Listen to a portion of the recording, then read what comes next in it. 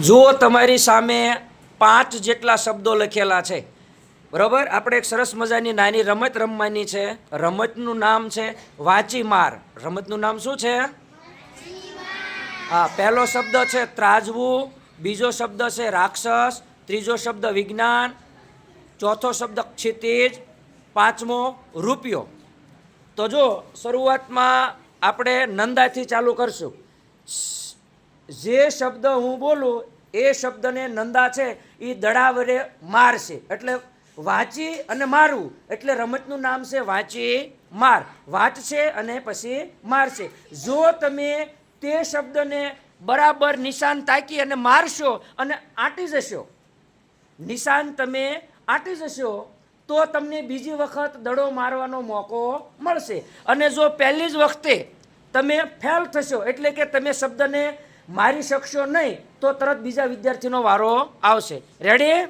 હાલો, Nanda ready ને? ચાલો, રૂપિયો નથી, ફેલ દઈ દો. એને પછી મિત્તલનો વારો. બરાબર વાંચીને પછી મારવાનું. હાલો મિત્તલ, રેડી? હાલો, વિજ્ઞાન નથી, ફેલ. આપી દો ઈવાન, ઈવાને આપી દો. હાલો, સાક્ષીનો વારો. સાક્ષીને આપો. ચાલો, રૂપિયો નહીં, ફેલ. પછી ઈવા, રેડી? 1 મિનિટ. ચાલો, રાક્ષસ. સરસ. એને બીજી વખત મોકો મળ્યો, એને એક શબ્દને માર્યો, વાંચી અને માર્યો. ત્યાર પછી બીજી વખત જો એને બીજો મોકો છે. ચાલો, હવે વિજ્ઞાન. સરસ. જો એને 2 વખત એનો મોકો મળ્યો. તાળીઓ પાડો. બરાબર.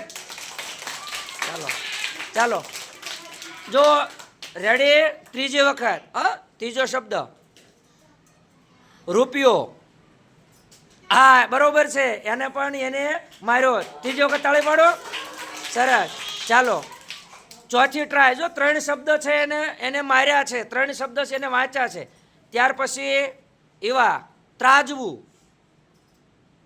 સરસ. તાળી પાડો. 4 શબ્દ. હવે 1 શબ્દ બાકી રહ્યો.